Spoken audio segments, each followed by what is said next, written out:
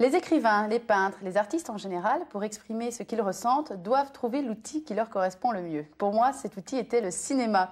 L'auteur de ces paroles, vous l'aurez compris, est cinéaste. Citons entre autres Qu'est-ce qui fait courir David, Paroles et musique ou encore Harrison's Flowers. Il est également l'heureux papa du spectacle musical Les 10 Commandements et de Gladiateur, qui est attendu pour la rentrée. Et cette semaine, il nous fait le plaisir d'être l'invité de VIP. Elie Chouraki, bonjour. Bonjour. Alors, quand vous étiez petit, vous aviez une envie qui était de devenir reporter. Oui. Ensuite, vous avez fait un petit tour par Assas pour essayer d'aller voir du côté du droit. Oui. Pas très convaincant. Pas convaincant du tout. On vous a connu jouant au volleyball au plus haut niveau. Et puis finalement, c'est le cinéma qui a été votre vrai mode d'expression avec une rencontre qui a été déterminante pour vous. C'est Claude Lelouch. Claude, oui. Vous aviez quel âge à l'époque? J'avais 20 jeune, ans. Hein 19 ans, oui. 19-20 ans. J'étais un jeune homme. J'avais été à ça n'a vraiment pas été une réussite. Je ne m'étais pas du tout senti heureux dans l'univers de la juridiction et puis surtout même dans l'univers universitaire, disons. Je n'étais pas très heureux là-dedans. Je suis parti à l'armée, j'étais au bataillon de Joinville. Et puis je joue au volleyball, donc le bataillon de Joinville, c'était l'école interarmée des sports. Et puis j'avais ce désir que je sentais en moi, qui était d'écrire. Et je ne savais pas encore, je n'arrivais pas à canaliser les choses. Et puis, c'est vrai que cette rencontre avec Claude a été fondamentale parce que, à partir de ce moment-là, la première fois que je suis arrivé sur un plateau de cinéma, j'ai compris que c'était chez moi. J'ai vu la lumière, j'ai vu les acteurs, j'ai vu et j'ai dit, mais j'ai vu la caméra et je me suis dit, mais c'est chez moi, quoi. C'est ça que je cherche. Il y a tout. Il y a les mots, il y a les images, il y a tout ce que j'ai dans la tête et que je peux transcrire au plus proche de ce que j'ai dans la tête et l'embellir même parfois. Et je suis tombé amoureux du cinéma. Lui, vous a véritablement pris sous son aile et puis vous avez commencé avec des métiers très techniques. Au départ, vous étiez électro. J'ai fait tout ce qu'on peut faire au cinéma, électricien, machiniste, assistant, régisseur, directeur de production. Et puis, à un moment donné, je suis devenu assistant metteur en scène. Et parallèlement, secrètement, j'écrivais. Donc, je rentrais chez moi et après mon travail au quotidien sur la production, j'écrivais mes premiers scripts, j'ai écrit un premier scénario, je me souviens avec Denis Jambard, qui est maintenant le patron de l'Express, et Jean-Marie Ponto, qui est un grand reporter. Et on a écrit un scénario qui s'appelait La tête dans les étoiles, qui était pour Lino Ventura, puis ça, j'ai pas réussi à le monter. Puis j'ai écrit plein de scripts, jusqu'à ce que je fasse en fait Mon premier amour, que j'étais en train de préparer que j'étais en train d'écrire pendant que je préparais le film d'Ariane Mouchkine, Molière. Ça ne me rajeunit pas, mais c'est une belle histoire, Molière. Et toute cette aventure que j'ai eue avec le Théâtre du Soleil. Et à la fin du tournage de Molière, j'ai dit à Ariane, maintenant je vais faire mon premier film. Et ce qui est très drôle, c'est que Mon premier amour, mon premier film avec Anouk Aimée, est sorti le même jour que Molière, que j'avais fait comme assistant. Donc j'avais 2 films à l'affiche le même jour. Qu'est-ce qui vous plaît le plus dans votre métier? Parce que vous êtes, vous l'avez dit, vous avez été acteur aussi pour quelques films, vous êtes scénariste, metteur en scène. Qu'est-ce qui vous intéresse le plus? C'est le moment de l'écriture ou tout? Tout est différent, tout est passionnant. Tout est à multiples facettes, tout est, j'ai envie de dire, presque bouleversant. C'est merveilleux d'écrire une histoire, d'être seul chez soi et d'écrire une séquence et de se dire « Ah, mais il y a une rencontre avec des personnages qu'on est en train de créer, qui se mettent à vivre. » Et puis ensuite, on commence à préparer et tout ça prend corps. On voit des décors, on voit des acteurs, on les rencontre. Ils donnent un son à une voix, ils donnent un regard à des yeux qu'on avait imaginés. Et puis après, il y a le tournage et là, c'est rassemblant. C'est comme un enfant, vous savez. Un enfant qui se dit, je vais avoir tous les jouets en même temps, dans la même pièce le même jour, et qui a tous ses jouets. C'est-à-dire il peut faire des Legos à l'infini, dire non, toi tu fais ça, toi tu fais ça, avec toute une équipe qui réagit. Puis ensuite, on revient à des choses d'écriture, j'ai envie de dire, qui sont le montage. On est à nouveau seul avec son monteur dans une salle de montage. Ce que j'aime le moins, c'est la sortie du film. Voilà, c'est la sortie parce que ça, c'est le plus angoissant. Et c'est comme il y a beaucoup de films qui sortent, c'est cette légèreté avec laquelle, en fait, les autres, parfois, prennent le travail que vous avez accompli, alors que ça représente 4-5 ans de travail et d'énergie et de rêve, d'espoir, d'angoisse. Beaucoup de gens prennent ça au sérieux, évidemment. Mais il y a, je veux dire, un film maintenant, quand on sait qu'il y a 20, 30 films ou 15, je ne sais plus combien qui sortent par semaine, c'est vrai que il y a moins de sacralisation de l'objet qu'on vous présente. Dans votre carrière, il y a eu aussi un vrai tournant qu'on pourrait situer vers 1999, l'année 2000, parce qu'à la fois, il y a Harrison's Flowers qui est un film très différent de ce que vous aviez fait avant, très engagé. Avant, on peut dire que c'était peut-être un petit peu plus léger, plus sur les mœurs. Et d'autre part, il y a les 10 commandements aussi qui ont été le succès que l'on connaît. Ça correspond, j'imagine, aussi à un changement chez vous, d'un seul coup de faire quelque chose de très engagé sur l'appel. Oui, tout. Si on regarde bien, je me suis amusé à ça avec des amis proches et j'ai regardé tous les films que j'avais faits dans l'ordre et je me suis dit que ça correspondait exactement à ce que je vivais au moment où je le vivais. C'est-à-dire que quand je faisais David, c'était une autobiographie sur un jeune cinéaste qui commençait dans le cinéma. Quand j'ai fait, je sais pas, Les Marmottes, c'était tous ces bouleversements familiaux, tous ces gens qui s'aiment et qui se font du mal. Et puis Ice and Flower, ça correspondait à un moment où je rentrais dans... Je dis je rentrais parce que c'est vrai que c'était le début d'un engagement, d'une réflexion sur le monde dans lequel je vis et sur l'état du monde dans lequel je vis. C'est un engagement qui est venu à moi, disons, il y a 7-8 ans et qui s'est concrétisé par Ice and Flowers. Je me sentais le devoir tout à coup de parler moins du couple et des mœurs et des relations affectives et plus de parler des événements, des grands événements qui m'entouraient, même si à l'intérieur de ça, il fallait parler des hommes, bien sûr, mais aussi sur ce fond politique, sur tous ces problèmes qui me bouleversent, qui m'inquiètent, qui m'interpellent, qui me font réfléchir. Et finalement, les 10 commandements et Harrison Flowers, c'est un peu le même but, quoi. Oui, c'est absolument. Dénoncer la violence, dénoncer... C'est des hymnes, c'est comme Gladiateur, c'est des hymnes à l'espoir, à la liberté, c'est des moments où on se tourne vers le public, où on lui dit, voilà, il s'est passé ça à ce moment-là, on ne peut pas l'oublier. Et comme je pense que la fiction est plus forte que la réalité, plus forte que le reportage, la fiction s'ancre plus dans l'esprit parce que les gens suivent des personnages auxquels ils s'attachent, je crois qu'il y a une réelle importance des écrivains, des cinéastes, des peintres. Je veux dire, quand Picasso fait Guernica, il fixe à jamais cette période, cette guerre. Il fixe à jamais. On a tous en tête l'image de ce tableau qui nous brise le cerveau, qui fait que tout d'un coup on se dit mais mon Dieu, c'est horrible, même si lui en a fait quelque chose de beau dans le sens premier du terme. Mais c'est vrai que le devoir parfois d'un artiste, c'est aussi de fixer dans le temps et pour l'éternité, puisque la pellicule maintenant devient éternelle, comme la peinture, de fixer des moments qui paraissent importants. Merci beaucoup, Elie Chouraki.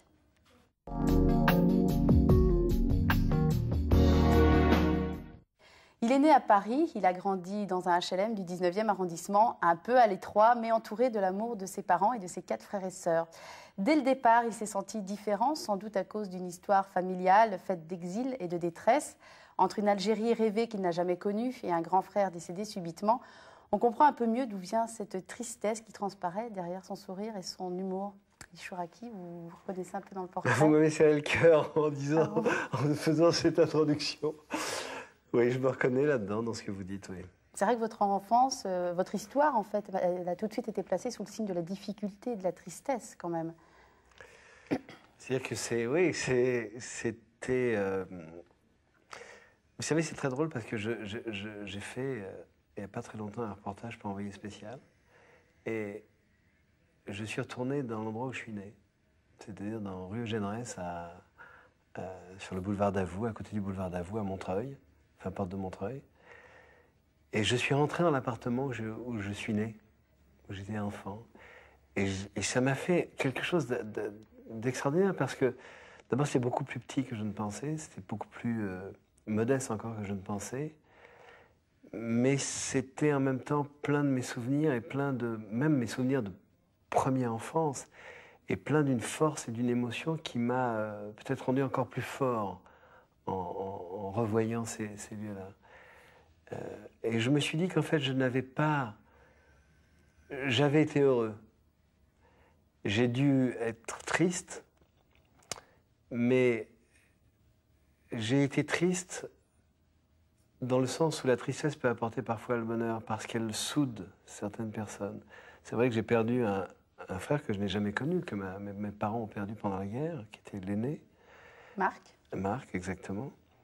Et c'est vrai qu'on parlait de cet enfant souvent. et qu'en même temps, le souvenir de cet être qui avait existé, qui n'était plus là, avait soudé cette famille dans une tendresse triste. Mais encore une fois, il ne faut pas prendre le mot triste comme on a l'habitude de le vivre, c'est-à-dire la tristesse, c'est quelque chose qu'il faut absolument éviter. Moi, je trouve que dans la tristesse, il y a une faculté de vie. Il y a la tristesse peut être une fondation. On peut, sur la tristesse, fabriquer quelque chose qui nous amène vers une ouverture de soi et de son esprit. Et vous êtes arrivé à passer au-dessus, parce que vous saviez que vous êtes arrivé un peu en remplacement de Marc, mais votre maman, jusqu'au bout, ne vous a pas franchement désiré, même si après, ils se sont bien rattrapés au niveau affection, amour. Mais de savoir que jusqu'au bout, on ne vous a pas désiré, on arrive à passer au-dessus de ça? Mais l'important, c'est qu'on soit désiré in fine. C'est-à-dire que l'important, c'est qu'on soit là. C'est vrai que c'est... Vous le devez à votre grand-mère d'être là, Oui, d'ailleurs. absolument, oui. C'est vrai que c'est une... Mais vous savez, on est après-guerre, on est en 1950, dans un climat social difficile pour certains, en tout cas pour mes parents. Ils sont en train de reconstruire ce que la guerre leur a volé, leur jeunesse, ce qu'ils avaient réussi à construire avant cette guerre, puisqu'ils ont vécu sur la route, fuite, etc., etc. Ils ont perdu un enfant. Et en fait, c'est vrai que je suis le quatrième, enfin je suis le cinquième et le quatrième. Et c'est vrai que c'est beaucoup, c'est un poids énorme. 4 enfants dans une famille. On le sait encore aujourd'hui dans des familles qui ont des aides qui sont autrement plus importantes que celles qu'avaient nos parents, enfin mes parents, dans ces années-là.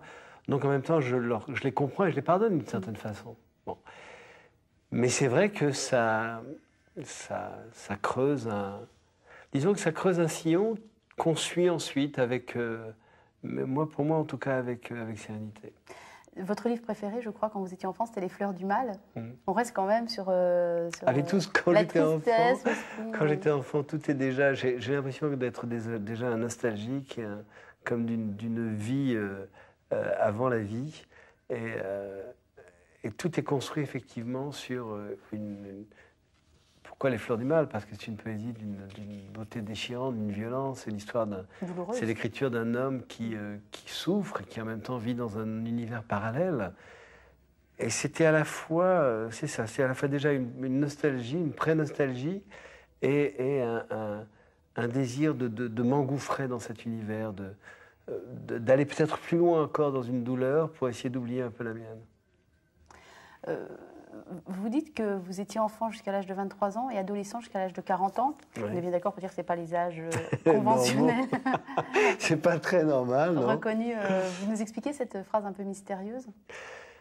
Sans doute parce que j'étais heureux, malgré tout ce que je viens de dire dans mon enfance, et que j'ai essayé de m'accrocher à cette enfance, et puis que, comme j'étais le dernier d'une famille, on ne m'a jamais donné, en fait, on n'a jamais mis sur mes épaules le poids de responsabilité. Ce qui fait qu'en fait, quand je me suis retrouvé en fait, ensuite dans la vie active, normale, j'ai eu, en plus de la chance, j'ai eu des facilités. J'ai joué au volleyball, je suis rentré en équipe de France, j'ai commencé à faire du cinéma, je suis devenu metteur en scène. Donc, je ne dis pas que les choses se sont faites sans difficulté, mais disons qu'elles se sont faites. Donc, j'ai eu le sentiment que c'était comme ça, comme un adolescent qui passe ses examens. Mais ces dates-là, 23 ans, c'est le décès de votre maman. Enfin, ouais. Vous aviez 23 ans quand elle a décédé. Et 40 ans, c'est quoi? C'est l'âge où mes enfants sont devenus des enfants. J'ai 3 enfants. Et c'est l'âge où... Enfin, c'est encore une histoire triste, donc je ne sais pas si je vais vous la raconter maintenant, mais c'est vrai que j'avais une belle fille qui a disparu et que c'est une date qui est extrêmement... Vous voyez, on va croire que toute ma vie a été construite sur des morts et sur des tristesses. C'est pas vrai. Mais c'est vrai que c'est une enfant que j'aimais beaucoup, qui est partie. Très jeune, oui, elle avait plus. Elle avait 14 ans. 14 ans. Et c'est vrai que j'avais, moi, 40 ans. Et c'est vrai qu'à ce moment-là, je me suis rendu compte que c'était fini, quoi. Que l'enfance était partie, que l'adolescence était partie, que j'étais bel et bien dans l'âge de ceux qui doivent souffrir et qui doivent se retrouver en face de leur existence. Et être en face de l'existence, ça veut dire être un rempart pour les siens, et en particulier pour mes enfants. Donc maintenant, je suis au front, je suis en première ligne. Dernière question, le parfum de l'enfance, ce serait lequel pour vous? Ce serait les murs. La mûre, parce que quand j'étais petit, on allait à Jullouville, dans cette maison que j'adorais. C'est dans la Manche. Qui est dans la Manche, oui. Et on allait, dès que c'était la saison des mûres, on allait chercher des mûres. Et je me souviens de ces mûres de ronces de chaque côté de nous, enfants qui étions petits, avec mon frère et mes sœurs. Et on allait se piquer et on revenait avec des seaux entiers de mûres. Et j'ai le souvenir de notre maison, de l'endroit où on passait nos vacances, habité par cette odeur des mûres. Et puis de ma mère qui faisait de la confiture. Merci Élie. Merci.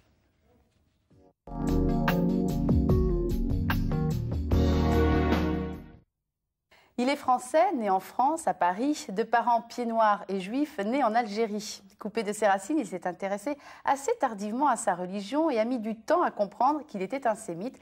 Mais lorsqu'il l'a enfin accepté, il nous a livré les 10 commandements, fruit de sa quête personnelle. Vous voulez réagir d'emblée, Élie Chouraqui?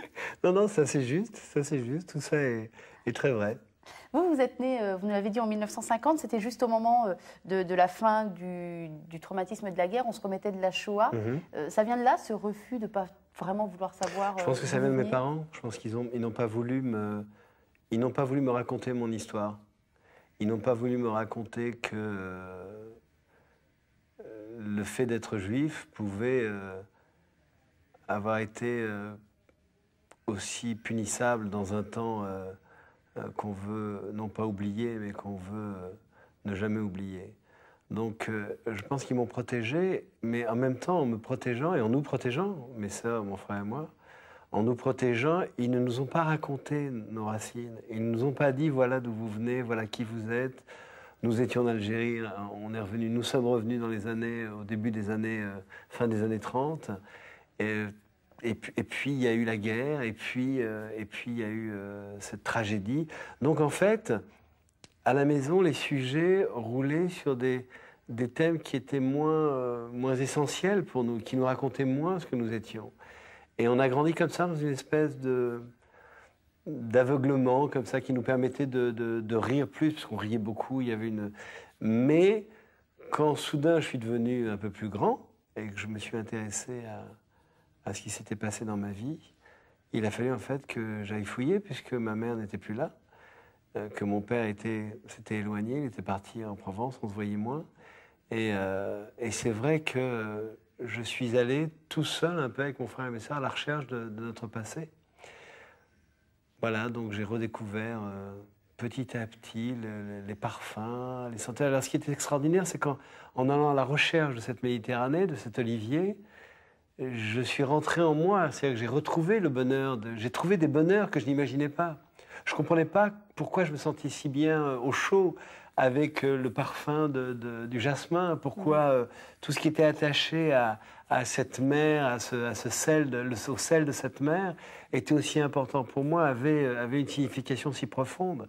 Parce que je pense, moi, fondamentalement, que les gènes vous transmettent aussi la mémoire de votre peuple, la mémoire de votre famille, vous transmettent tout ce que vos ancêtres, depuis des millénaires, ont construit derrière vous. Mais quand on n'est pas au courant, quand on ne sait pas quels sont ces gènes, parfois on peut avoir du mal à les retrouver. Et donc, ensuite, je me suis plongé dans ce retour.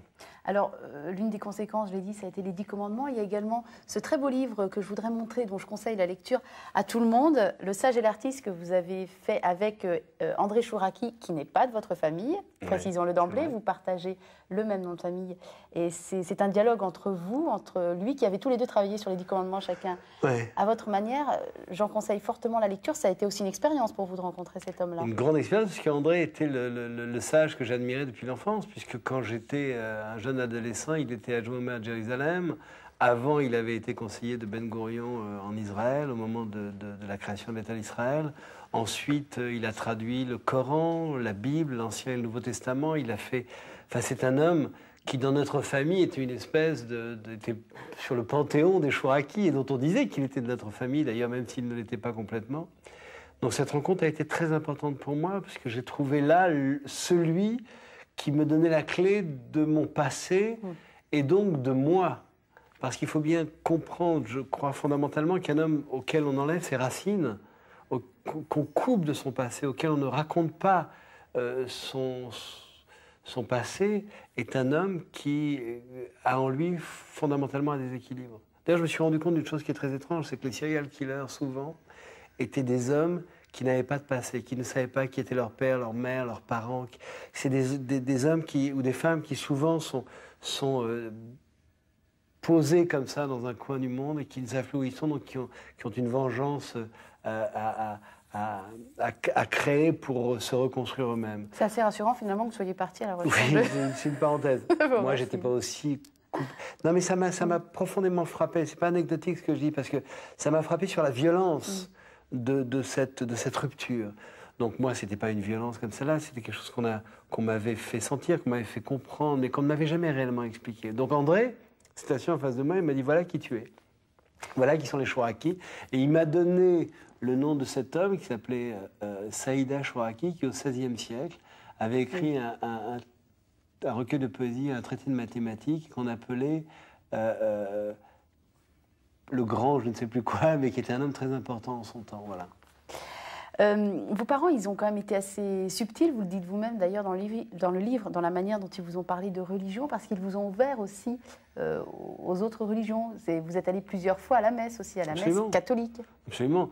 C'est-à-dire qu'il n'y a jamais, sachant que j'étais juif, jamais j'ai eu le sentiment que les chrétiens ou les musulmans étaient différents de moi, ou c'était des gens qui avaient une autre façon d'exprimer leurs sentiments religieux, qui avaient d'autres prophètes à aimer, mais qui étaient tout aussi respectables et avec lesquels on devait partager. C'est pour ça qu'aujourd'hui, je suis bouleversé par ce qui se passe entre les musulmans et les juifs, par exemple. C'est vrai que cette pseudo-montée, à laquelle je ne crois pas tellement, mais cette pseudo-montée de l'antisémitisme en France est quelque chose que je trouve inadmissible, parce qu'elle ne correspond pas à l'âme de ces peuples. C'est vrai qu'aujourd'hui, le communautarisme est une chose que je ne comprends pas non plus, cette espèce de ces communautés qui se referment sur elles en étant contre les autres plutôt qu'avec les autres. C'est des choses que je ne veux pas comprendre et que je ne veux pas admettre. En revanche, là où vous vous reconnaissez, c'est, par exemple, vous parlez du pape Jean-Paul II.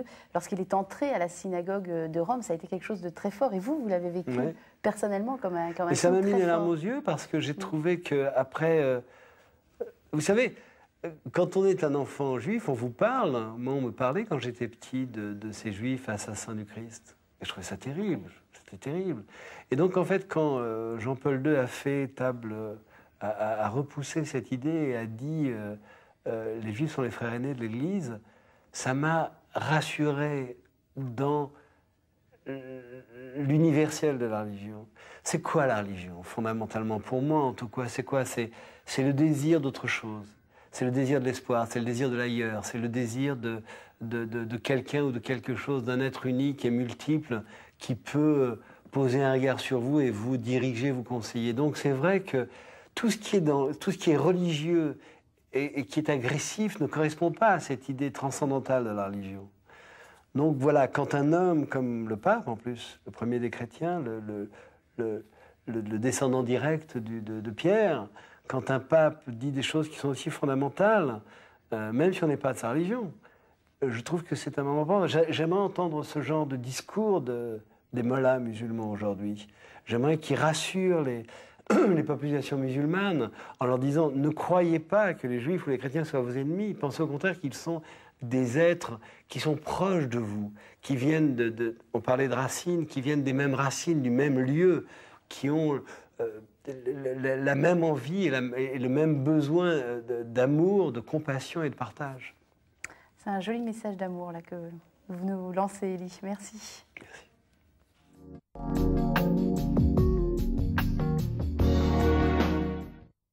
Nous pouvons être les sculptures de notre propre existence, quelle que soit la dureté du bloc de pierre qui nous constitue. Nous sommes libres de devenir ce que nous souhaitons être. Nous ne nous résumons pas à ce que l'hérédité, l'éducation, les déterminismes ont fait de nous. Chacun doit acquérir sa liberté et son libre arbitre. Élie Chouraqui, pourquoi est-ce que le libre arbitre est pour vous une valeur importante? Parce que sinon la vie n'a pas de sens. Parce que si on vit sa vie pour se mettre dans les traces des autres et écouter ce que disent les autres et faire ce que veulent les autres, la vie n'a aucun sens. Je pense que chaque être est différent, que chaque être a sa pierre à apporter à l'édifice et qu'il faut savoir dire oui, savoir dire non et savoir marquer sa différence. Je pense que beaucoup d'horreurs, par exemple, auraient été évitées si on avait su dire non, si certains avaient su se lever et dire « je ne veux pas, ça ne doit pas être comme ça ». C'est ce qu'ont fait les résistants pendant la guerre, c'est ce qu'ont fait certains qui ont protégé des jeunes juifs, enfin des juifs en général, en disant non. C'est ce qu'ont fait ceux qui n'ont pas dénoncé, ceux qui ont protégé. C'est ce c'est ce que font des gens tous les jours en refusant d'aller vers les forces du mal, même si c'est leur confort qui peut se trouver là. Je trouve que ça, c'est le libre arbitre. Choisir quel est son destin et choisir sa façon de penser. Mais entre les médias qui façonnent les points de vue, entre la pression de l'opinion publique, la fameuse opinion publique, tout ce qui est politiquement correct, c'est dur finalement de garder son libre arbitre, ça se conquiert, vous ne trouvez pas? C'est pour ça qu'il est important de garder constamment en mémoire, constamment, quel que soit. C'est vrai qu'on est abreuvé d'images qui peuvent nous orienter, on écoute des discours qui peuvent nous orienter aussi, mais il faut constamment se dire, lui peut se tromper, moi j'ai peut-être raison. Eux peuvent me donner une information dont le décryptage fera que cette information est fausse. Et moi, il faut que j'ai ce sens du décryptage avant. C'est-à-dire qu'il ne faut en aucun cas jamais se laisser influencer, surtout par ceux qui vous entraînent vers le mal.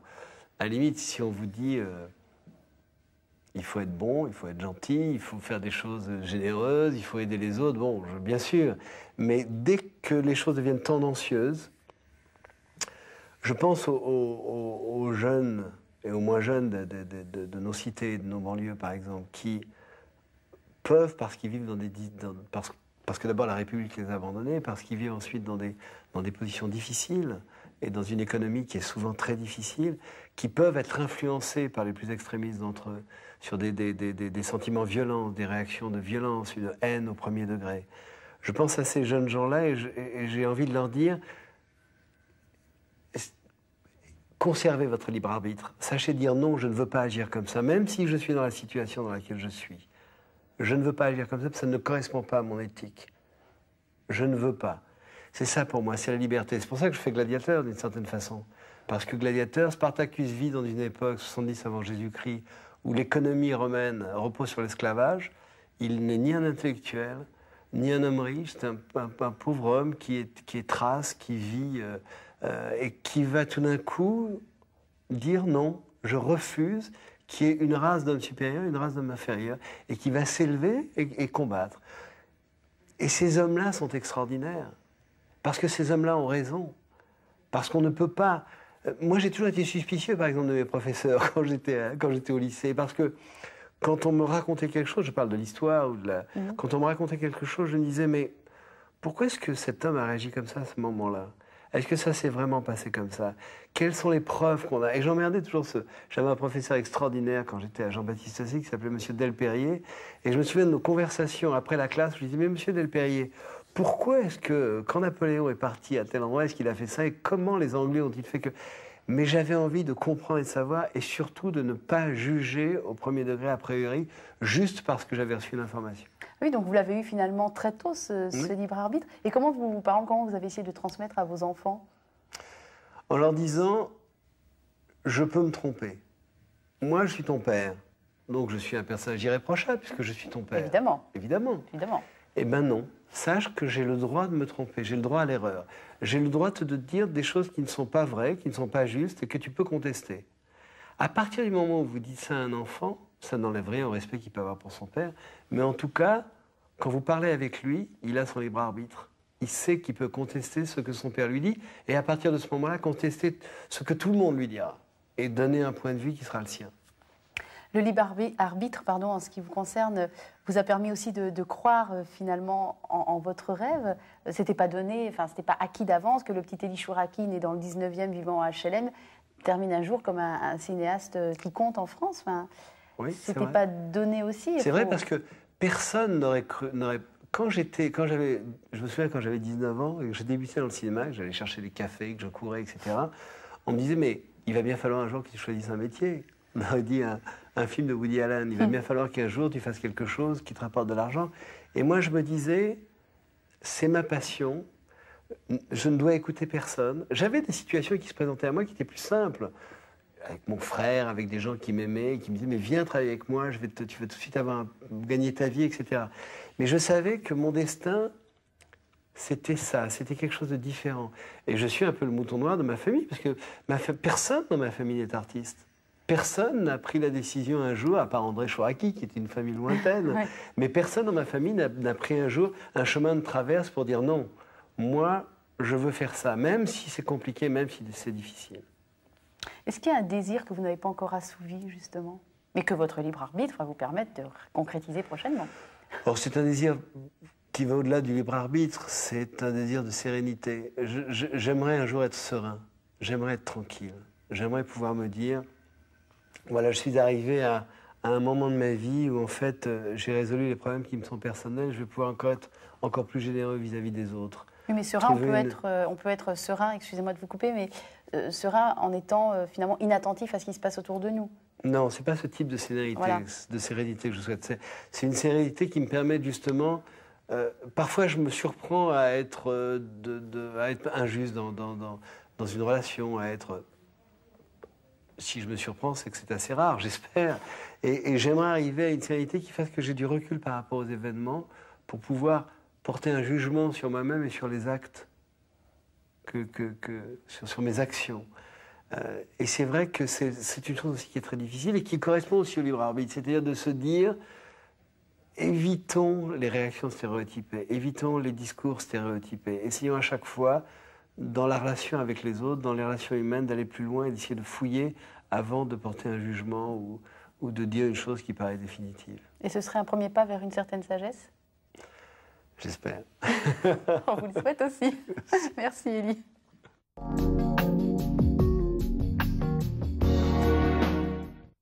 Citation. Je crois fondamentalement que le besoin de guerre est l'état normal de l'homme, que si l'homme se laissait aller à ses instincts naturels, il passerait son temps à guerroyer avec ses contemporains. Mais l'auteur de ces lignes, qui est assis dans le fauteuil rouge en face de moi, pense aussi que l'homme est fondamentalement bon, un paradoxe qu'il va nous expliquer de suite. Élie Chouraki. Je pense que l'homme est violent. Je pense que l'homme est violent parce qu'il a dû apprendre à survivre, à se battre. Et je pense qu'il a créé autour de lui un état de violence constant pour se protéger. Et en fait, c'est le paradoxe entre la bonté de l'homme, ce qu'il a au fond de lui-même, qui l'entraîne vers une aspiration de philosophie, d'acceptation, de partage, et cette violence qui fait qui a créé la méfiance d'une certaine façon. On vit dans un monde de violence. Je veux dire, tout est violent dans ce qu'on fait. On a créé des villes qui sont des villes violentes. La circulation est violente, les métros sont violents, les bruits sont violents. On a créé des médias qui sont violents, qui nous assènent maintenant. On sait que quand un Chinois se casse un ongle, on l'apprend aux informations tout de suite. Dès qu'il y a une catastrophe dans le monde, on nous dit que c'est une catastrophe. On vit les guerres comme si c'était des feuilletons. Je me souviens de la guerre du Golfe, je me souviens de la guerre en Irak qu'on vit en ce moment, qu'on a fini de vivre, mais qui continue malgré tout. C'est des feuilletons télévisuels. On vit au milieu de cette violence. Ce qui crée une violence dans les rapports. Ce qui fait qu'en fait, on ne se rend plus compte à quel point l'état de violence est devenu notre état normal. Et c'est ça la grande tragédie, je pense, de ce début du XXIe siècle. Et c'est pour ça que j'ai très peur de ce siècle, en espérant qu'il ne soit pas aussi déchirant que le XXe. Mais j'ai très peur parce que l'homme s'entoure d'une carapace de violence. Et la violence, elle arrive même dans les endroits... Enfin, elle y est depuis longtemps dans les endroits où elle ne devrait pas exister, des endroits où il devrait y avoir l'amour. Je pense notamment au couple, à la violence conjugale ou à la violence envers les enfants. Il faut toujours qu'il y ait un événement. Là, vous parlez des guerres, mais il y a eu ce drame, Marie Trintignant, Bertrand Cantat. Il a fallu ça pour qu'on reparle de violence conjugale. Oui, parce que les mots sont remplacés par les actes. Il n'y a plus de discours, il n'y a plus de rapport entre les gens. C'est-à-dire qu'on se bouscule au mieux. Et puis quand c'est moins bien, on se frappe. On s'agresse verbalement. C'est-à-dire qu'on n'est plus dans un... Je parle vraiment en ayant étudié un peu le problème, en m'étant penché sur ce problème. C'est-à-dire que les mots, petit à petit, sont remplacés par une gestuelle qui est une gestuelle violente. Regardez les clips à la télévision sur les clips musicaux. 80% de ces clips, et en particulier ceux qui nous viennent d'outre-Atlantique, sont des clips où la violence sexuelle, physique, verbale est l'état normal du rapport artistique. On est en train d'écouter des jeunes gens qui sont des artistes, qui chantent quelque chose, qui ont un désir soit de nous distraire, soit de nous montrer quels sont leurs sentiments. Et le chemin qu'ils choisissent, c'est celui de la violence. D'une violence, encore une fois, sexuelle, physique, d'une violence verbale. Je regardais ce matin un clip, c'est drôle parce que pendant que le chanteur passait, on racontait son histoire. Et ce type avait été agressé, il s'était fait tirer 15 balles de 9 mm, il précisait le calibre Il avait été agressé, je crois, dans le Bronx, il s'était battu avec un autre type. C'est-à-dire que ce qu'on avait retenu de la vie de ce garçon, je ne comprenais pas bien ce qu'il disait, c'était en anglais. En plus, le rap anglais est un rap d'un anglais difficile à comprendre. Mais ce qu'on retenait de ce garçon, de ce type qui devait avoir 22, 23 ans, comme de Eminem, comme de tous ces types qui font du rap, qui est une nouvelle forme d'expression que j'adore en plus, ce qu'on retenait, c'était la violence. Et il faut être très méfiant, c'est pour ça que j'ai choisi ce thème-là. Il faut être très méfiant parce que la violence, c'est l'état normal des choses. Ça n'est plus un état qu'on remarque. Et alors, docteur, quel antidote proposez-vous? Faut-il tendre l'autre joue quand on est Je crois qu'il faut être, comme d'habitude, il faut être attentif. C'est-à-dire qu'il ne faut pas autoriser certaines choses. Il ne faut pas être laxiste, être craintif sur certains dictats qu'on peut mettre pour arrêter cette violence. Mais concrètement, ça se manifeste comment? Concrètement, je pense au quotidien qu'il faut essayer d'apaiser les choses, ne serait-ce que dans sa façon de conduire quand on prend sa voiture, ou alors dans sa façon d'être dans le métro le matin. Je crois que ce n'est pas des grandes déclarations, ce n'est pas des actes fondamentaux qui vont changer le monde. C'est une multitude d'actes menés par une multitude d'êtres. Moi, je crois plus à cette action-là. Vous savez, Gandhi, la non-violence, c'était quoi? C'était ne pas répondre à la violence. C'était dire, tu veux me frapper, frappe-moi. Je tombe, tu m'as fait mal, mais la douleur, elle est pour toi. Moi, je n'ai que la douleur physique. Toi, tu as la douleur morale. Je me souviens de cette image que j'ai vue d'un documentaire où il y a des Indiens qui sont devant des militaires qui les frappent au visage. Ces Indiens tombent et on voit le visage de souffrance de l'homme qui vient de frapper. Parce qu'il se dit, ce type ne me voulait pas de mal, je l'ai frappé parce que l'état de nos rapports est un état de violence. Et je pense que c'est ça, c'est que chacun d'entre nous doit se dire « je suis non violent ».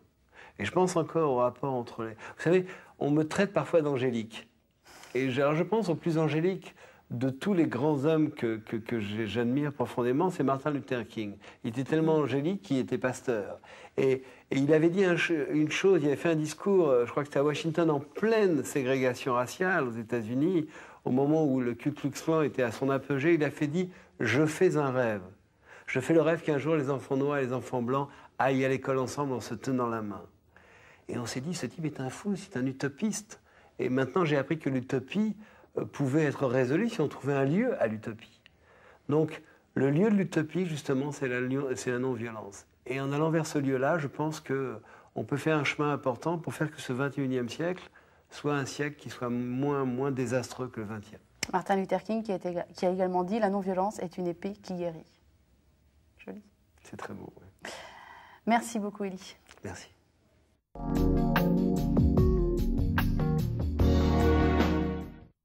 Pour qu'un couple dure, pour qu'il soit solide, pour répondre aux défis de la durée, de la fidélité, du respect de chacun, il faut un homme debout, il faut une femme debout.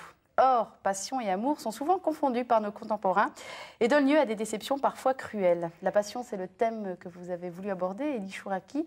J'imagine que vous vous sentez concerné de près par ce thème-là. Oui, parce que j'ai une passion pour mon métier, par exemple. Ah, d'accord. Et j'aime et j'ai aimé passionnément, parce que je trouve que la vie est passionnante, donc est une passion, et en même temps, je me méfie terriblement de cette passion. C'est vrai que, par exemple, en amour, la passion est peut-être désastreuse. C'est-à-dire que si on considère que la passion doit durer à l'infini, dans un couple, c'est vrai qu'elle peut être destructrice, absolument, parce que tout d'un coup, faire face au quotidien est une chose qui demande une réflexion, et je ne dis pas un abandon de la passion, puisque la passion doit venir, de mon point de vue, comme une pulsion qui revient de temps en temps dans le couple. Mais ce qui doit être l'état normal et continu du couple, c'est l'amour. Et la différence entre l'amour et la passion est fondamentale. L'amour, c'est quelque chose qui se vit dans l'épanouissement. La passion, c'est quelque chose qui se vit dans la violence aussi. Donc il faut quand même connaître la passion pour démarrer une histoire, ce que vous êtes en train de nous expliquer, Pas forcément, et fonder après. Pas forcément.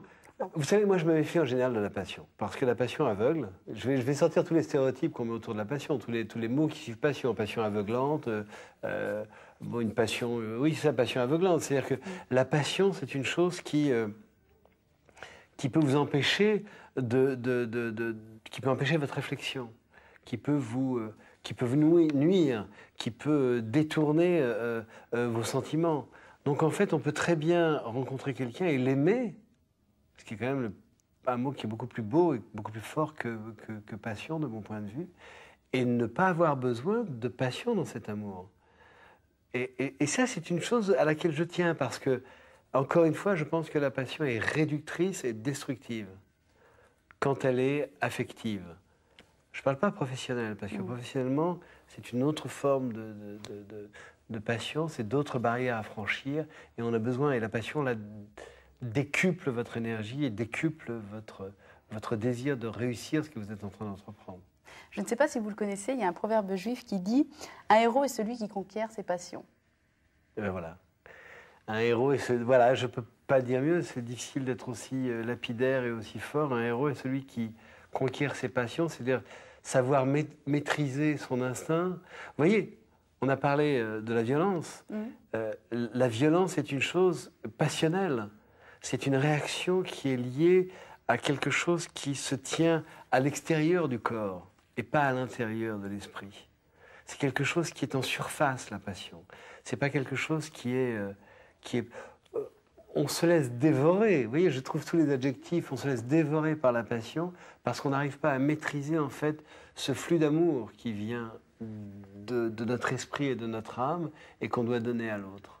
Je pense que la passion est plus destructive que constructive. On a parlé de la sérénité aussi. Est-ce que la sérénité, on l'acquiert une fois qu'on a dompté justement ses passions et qu'on est peut-être plus en paix avec soi et plus unifié aussi? Je crois. Je crois qu'on est serein quand tout à coup on peut regarder les êtres qu'on aime ou l'être qu'on aime en se disant comme Montaigne, parce que c'est lui et parce que c'est moi. Et sans y mettre cette espèce de choses passionnées, que peut être le désir, que peut être la possession, que peut être la jalousie. En fait, la passion, c'est une succession, se décline en une succession de sentiments qui sont des sentiments très intéressants d'un point de vue romanesque, mais détestables d'un point de vue quotidien. Tous les grands romans de Zola sont construits sur la passion. Sur la passion amoureuse, dévorante, déchirante, destructrice. Ça se termine pas très bien en général. Ou ça se termine mal, sur la passion de l'argent, sur la passion du désir, sur la passion, sur des sentiments qui sont des sentiments à l'état brut, sans aucune sophistication. On pourrait dire que le noyau, le bloc brut est la passion et que l'amour doit le sculpter. C'est-à-dire lui donner une énergie, une forme qui soit une énergie, une forme respectable et apaisante. Est-ce qu'on parle de la différence entre la passion et l'amour, de comment l'un s'appuie sur l'autre finalement, ce que vous nous expliquez, mais est-ce que l'amour à vie, si on prend l'amour dans un couple par exemple, est-ce que vous l'envisagez durable sans une source qu'on pourrait appeler Dieu, qui soit là pour la renouveler quotidiennement, et vers qui se tourner en cas de problème? Je ne suis pas un bon exemple, mais je pense que l'amour est durable et que l'amour peut durer toute une vie. Je pense que c'est une grande chance quand un homme et une femme se rencontrent et ont le sentiment que leur histoire peut durer jusqu'à la fin de leur histoire, jusqu'à la fin de leur vie, je veux dire. C'est vrai que c'est un privilège. Moi, quand j'étais un jeune homme, petit garçon même, je pensais que l'amour était éternel. Je pensais que les choses ne s'arrêtaient jamais quand on rencontrait une femme et qu'on l'aimait, et qu'on passait au-dessus des tempêtes, qu'on passait au-dessus des problèmes, et que l'important c'était cette osmose des deux corps. Bon. Malheureusement, c'est pas toujours comme ça. Mais encore une fois, c'est parce qu'on est en face d'un monde de violence, d'un monde qui nous bouscule, qui nous harcèle, qui nous oblige chaque jour à des réactions qui sont des réactions trop trop excessif, trop agressif. Je pense qu'il est plus simple de vivre un amour serein qui dure toute une vie dans un lieu qui soit un lieu de sérénité. Je ne pense pas que notre monde soit un lieu de sérénité. Notre monde est un lieu agressif, violent. Et l'amour a du mal à vivre au milieu de cette agression constante. On va parler d'un autre passionné, en la personne de Cocteau, dont vous nous avez apporté une œuvre. Oui. C'est l'objet que je vous ai demandé d'apporter. C'est très très beau, mais qu'est-ce que c'est beau? Regardez, ce qui est très beau, je ne sais pas si on le voit bien, c'est que là, il y a deux visages, ouais. Mais que si je fais ça, il n'y a plus qu'un seul visage. Alors, et je trouve que... Alors là, on a un seul visage. Refaites voir. Là, on a un visage, vous voyez, de face. Et puis là, il y a deux visages. Alors, qu'est-ce que cette sculpture exprime pour vous? Alors, pour moi, c'est l'expression de l'homme. C'est-à-dire, vous savez, dans la Bible, on dit que Dieu est unique et multiple. Et je pense que l'homme a été fait à l'image de Dieu. C'est-à-dire que l'homme est unique et multiple. Et que c'est en acceptant cette multiplicité qui est en nous, c'est en acceptant et en comprenant toutes ces facettes du personnage qu'on est et qu'on arrive à bien vivre avec soi-même. On ne peut pas simplement dire je suis enthousiaste et j'adore le sport. Il faut aussi pouvoir dire je suis un... Non, je pense à ça parce que vous savez, moi qui ai fait du sport, souvent on disait les grands sportifs sont des imbéciles. Mais on peut très bien être un grand sportif et un grand intellectuel. On peut très bien être un sage et un artiste. On peut très bien être je crois que, encore une fois, c'est dans cette multiplicité, c'est difficile à dire, que l'homme est intéressant, et la femme, bien sûr. C'est ça qui m'intéresse, c'est ce que je trouve. Je trouve que Cocteau a merveilleusement bien rendu ça. Merci beaucoup, Élie. Merci.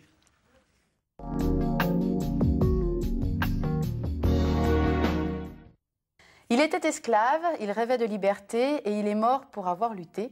Il est le héros de la prochaine comédie musicale de mon invité, un personnage emblématique qui, après celui de Moïse et des 10 commandements, va lui aussi délivrer son message d'amour et d'équité entre les hommes.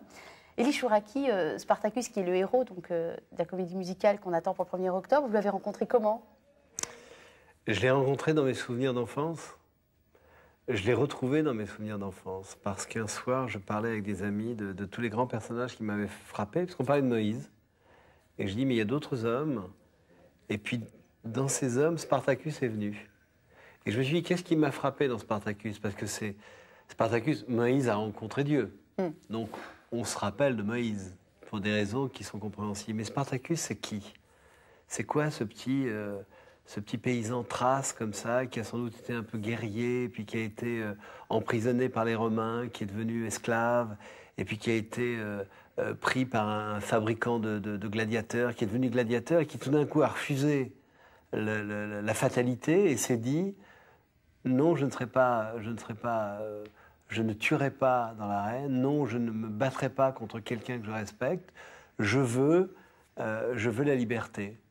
Il n'y a pas de raison que... Il faut se rappeler que Rome, à cette époque, est une puissance à côté de laquelle aucune puissance, y compris les États-Unis et la Chine réunis, ne peuvent être comparées. Rome était Rome et seule.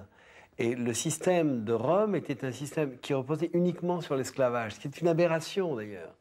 Ce qui est une aberration, il faut noter d'ailleurs que tous les systèmes qui ont reposé dans l'histoire de l'humanité sur l'esclavage, aussi bien les Égyptiens de Pharaon que les Romains, que tous ces systèmes qui existent encore aujourd'hui, qui essaient de faire travailler des gens comme en esclavage, sont des systèmes qui s'effondrent au bout d'un moment, car on ne peut pas faire fonctionner un système sur l'esclavage, sur l'irrespect de l'autre. Bon. Et Spartacus, qui n'est pas un intellectuel, qui n'est pas un homme, un lettré, qui je crois sait à peine lire et écrire, va comprendre ça et se lever pour dire, il a la force de dire non. Il a la force de dire non, je ne serai pas comme les autres, donc je ne ferai pas ce que vous voulez. Et il entraîne avec lui une armée de près de 600 000 esclaves romains qui vont se rallier à lui. Et il va perdre la guerre contre Rome. Même s'il a ébranlé cette puissance, il va perdre la guerre contre Rome, contre Crassus, ce sénateur romain qui est devenu général et qui vient à sa rencontre. Et il va mourir. Mais il y a une chose qui ne va pas mourir, et c'est là où je trouve que cet homme est grand, c'est l'idée qu'il a donnée aux générations qui ont suivi que la liberté était possible, et qu'il ne fallait pas se résoudre, et qu'il ne fallait pas accepter un système qui vous entraîne à vivre selon des règles que vous n'avez pas décidées. Voilà. Quelqu'un de la trempe d'un Moïse, on peut quand même le dire, Absolument. avec une histoire différente. Absolument, Moïse va chercher son peuple hébreu, Spartacus va chercher le peuple des esclaves. C'est des hommes qui, à chaque fois, ont voulu la liberté, pour des raisons différentes, mais qui, à la fin du compte, se rapprochent l'une de l'autre.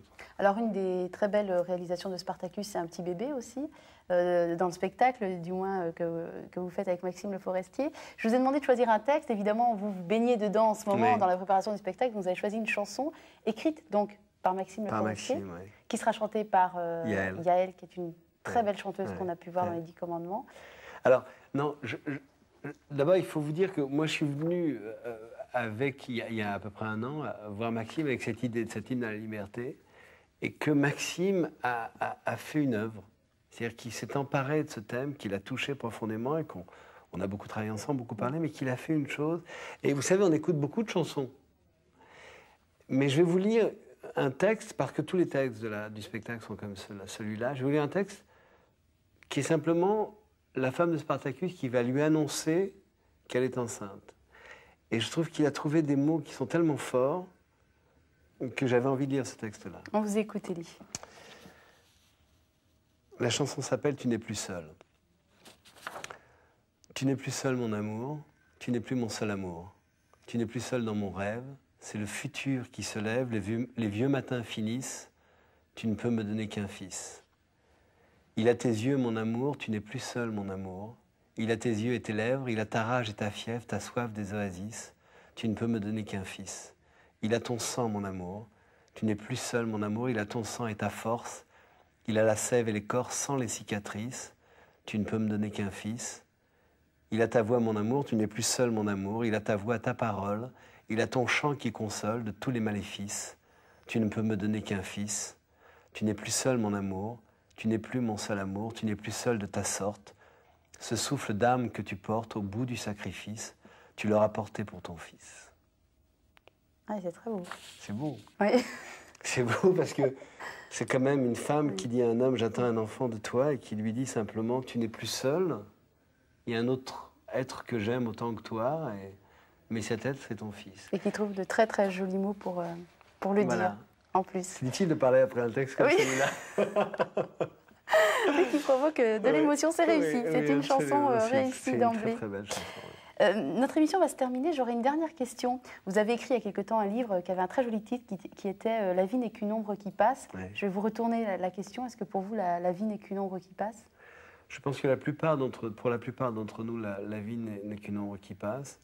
Je pense que pour ceux qui se lèvent, pour ceux qui essaient à tout leur niveau, hein, je ne dis pas qu'il faut être un grand artiste ou un grand philosophe ou un grand mathématicien, je pense qu'on peut être un homme au quotidien, un homme dans son état d'homme. Je pense que pour ceux qui se lèvent, la vie peut ne pas être une ombre qui passe. La vie peut être un moment d'exception et laisser plus qu'une ombre comme trace. Je vous remercie beaucoup, Élie, d'être venue dans cette émission. Et merci à vous, je suis épuisé, merci beaucoup. Ça demande beaucoup de concentration et d'introspection, je sais. Et on vous souhaite bon succès justement pour ce spectacle et puis aussi pour le film Au Jérusalem que vous préparez. Merci beaucoup. Qu'on attend aussi. Merci, Élie, à bientôt.